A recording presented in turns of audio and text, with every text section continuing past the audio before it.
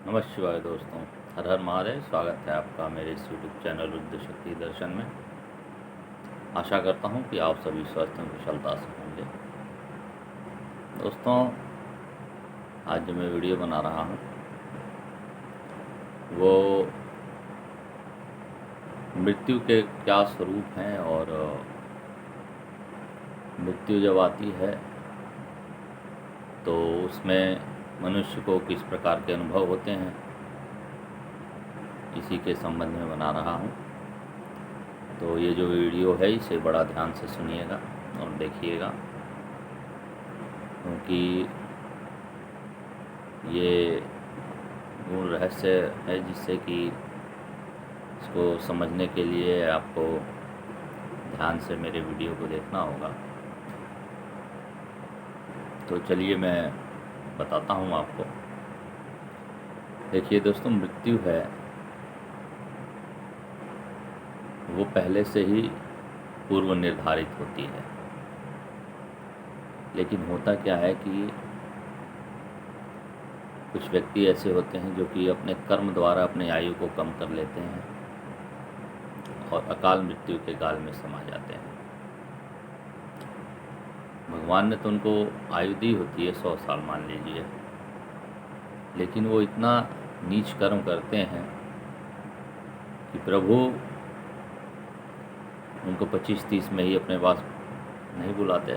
25-30 में जब वो अकाल मृत्यु को प्राप्त होते हैं किसी दुर्घटना में या आत्महत्या कर लेते हैं, तो उनको बाकी के वो जो 70-75 साल जीना होता है दोस्तों, प्रेत योनि में जीते हैं। और जो प्रेत योनि होती है दोस्तों, ये बहुत ही कष्टकारक योनि होती है। इसकी कल्पना नहीं कर सकते आपको कैसी वेदनाएं सहनी पड़ती हैं, बहुत ही कष्टकारक होती है। इसीलिए जो भी आत्महत्या करने वाले हैं, सुसाइड करने वाले हैं, ये मन से बात निकाल दें, क्योंकि इसके बाद का जीवन जो होता है बिल्कुल नर्क से भी बदतर हो जाता है। उसके बाद आपकी कोई सहायता नहीं कर सकता दोस्तों। तो ये तो बात अलग है। मेन मृत्यु जो दोस्तों होती है, देखिए कर्म पे निर्धारित होती है कि आपको किस स्वरूप में मृत्यु आएगी। कर्म अगर जो अच्छा किया है आपने, अगर जो उत्तम कर्म हैं आपके, तो आपको अकाल मृत्यु कभी नहीं हो सकती आपकी।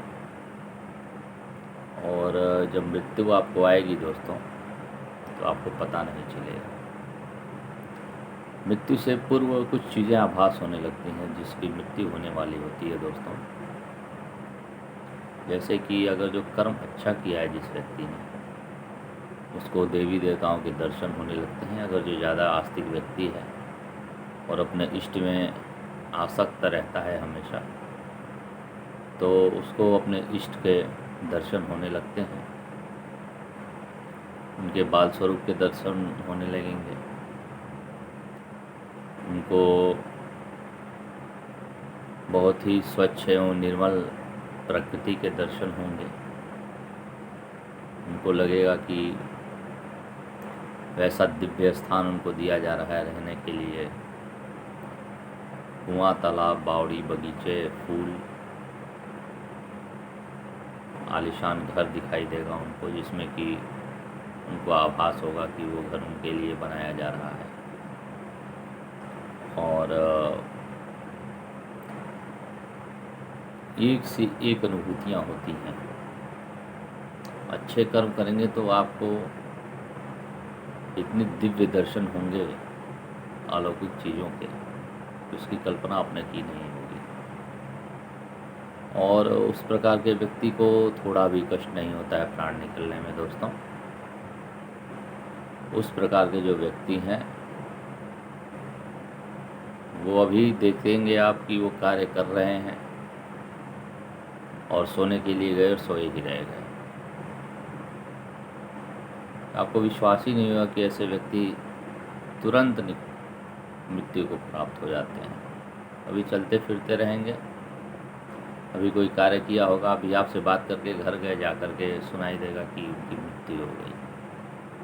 तो लोगों को पूर्वाभास हो जाता है, लेकिन लोग उनको समझ नहीं पाते।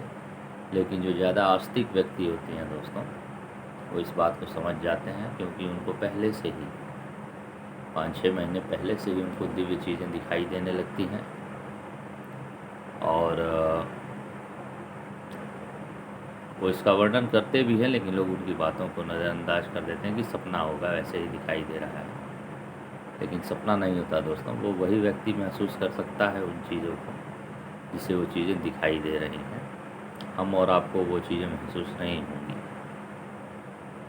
तो अगर जो कोई आपके घर में ऐसा व्यक्ति बता रहा है, तो समझ जाइए कि उसकी मृत्यु निकट है, और इसको नज़रअंदाज ना करें दोस्तों। वो चीज़ें वास्तविक होती हैं, दिखाई देती हैं, और उसकी अंतरात्मा निर्मल होती है, इसीलिए वो चीज़ें दिखाई देती हैं। तो ये तो जो मैंने बात बताई आपको, वे आस्तिक व्यक्ति की बताई, जो कर्म बहुत ही अच्छा करते हैं, सबके कल्याण की भावना रहती है, उनके साथ ऐसा होता है मृत्यु आने से पहले। अब दूसरा पहलू दोस्तों, जो बुरे कर्म करते हैं। दोस्तों, जो बुरे कर्म करते हैं, उनकी मृत्यु बहुत ही कष्टकारक हो जाती है। इतनी कष्टकारक होती है कि जिसकी कल्पना नहीं कर सकते आप। प्रभु उनको इतनी पीड़ा देते हैं शरीर में, जिस शरीर से उसने वो पाप कर्म किए हैं, उस शरीर को ऐसे रोक देंगे कि वो मृत्यु के लिए भगवान से कहेगा, लेकिन भगवान उसको मृत्यु नहीं देंगे। आपने देखा होगा ज़िंदगी में जो बहुत ही गलत काम करते हैं, उनको देखा होगा कि मृत्यु बहुत ही कष्टकारक होती है। और शरीर से तो दोस्तों भुगतते ही हैं कई वर्षों तक। मान लीजिए किसी को कैंसर हुआ है और 10 साल से उसी में सड़ रहा है, कीमोथेरेपी हो रही है उसकी, कुछ अंग काट के निकाला जा रहा है, इसकी किडनी फेल हो गई, डायलिसिस पे चल रहा है कई सालों से, तो कई प्रकार के रोग दे देंगे। तो शारीरिक कष्ट इतना देंगे कि जो कर्म किए होंगे आप तिल तिल सोचेंगे, उसको हर सेकंड सोचेंगे कि मैंने ऐसा कर्म किया है, इसके अनुसार मैं इस फल को भोग रहा। और ये ऐसा नहीं दोस्तों कि फटाफट प्राण निकल जाते हैं। वो तो आपने देखा कि अभी भुगत रहा है, वो अपने कर्म को भुगत रहा है उसी शरीर में। जिस शरीर से उसने कर्म किए हैं गलत, उस शरीर को प्रभु इतना प्रताड़ित करते हैं, उसकी अंतरात्मा दहल जाती है। अब जब मृत्यु का समय निकट आता है दोस्तों, उसके बाद भी जो यम के गण होते हैं, यमदूत जिसे कहते हैं, बहुत ही भयानक रूप होता है दोस्तों उनका। और वो जब दिखाई देते हैं पापी को, जिसने पाप कर्म किए हुए हैं, तो अपने शरीर को लेकर भागना चाहता है उनसे दूर, लेकिन वो बिल्कुल ही अचेत अवस्था में पड़ा रहता है। निशब्द कंठ के जो वाणी है, भगवान उसको रोक देते हैं, जैसे कि कंठ का बंद होना कहते हैं, आप आवाज़ नहीं निकाल सकते। और पापी होता है, उसकी आंखों से पानी निकलने लगता है। कई लोग डर के मारे मूत्र विसर्जन या मल विसर्जन तक कर देते हैं, इतने भयंकर रूप दिखाते हैं वो। और कई लोग कांपने लगते हैं शैया पे पड़े हुए ही, और प्रताड़ित करते करते दोस्तों उनके आत्मा को खींच लिया जाता है, और उस आत्मा को खींचने के बाद तुरंत उन्हें दूसरा शरीर दिया जाता है, जिससे कि अब भोगना होता है दोस्तों।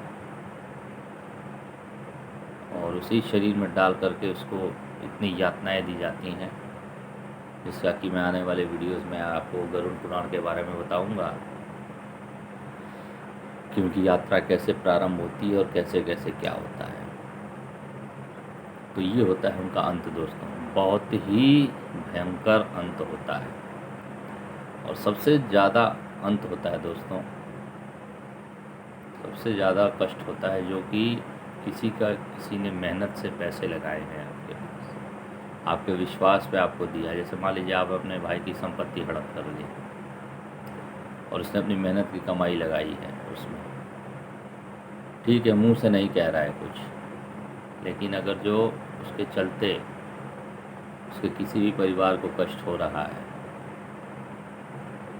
तो जिसने जो भी उस पैसे का उपयोग करेगा दोस्तों, वो नरक का भागी अवश्य होगा और उसको मृत्यु आने तक बहुत ही यातनाएं झेलनी पड़ेंगी। ये वास्तविक सत्य है, चाहे आप इसे माने या ना माने, ये 100% लागू होता है आप पे।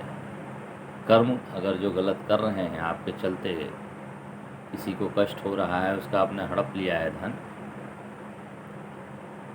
तो आपको भुगतना पड़ेगा।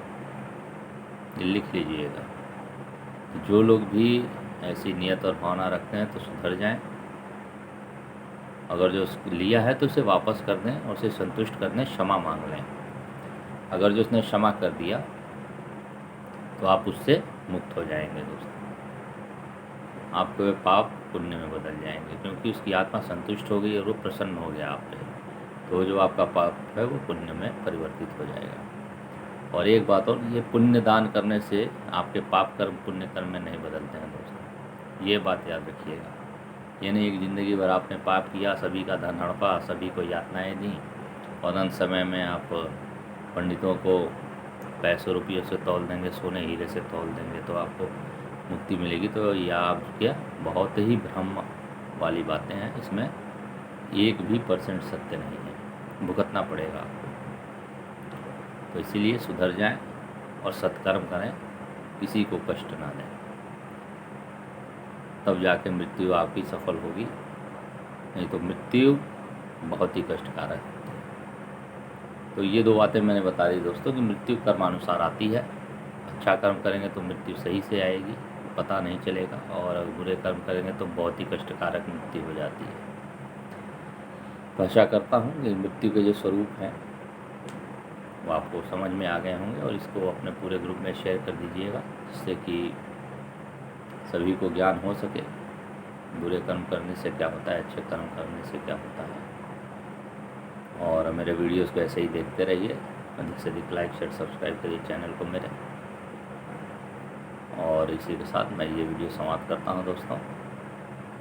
धन्यवाद। हर हर महादेव, नमः शिवाय, जय माँ आदिशक्ति जगदम्बा। धन्यवाद दोस्तों।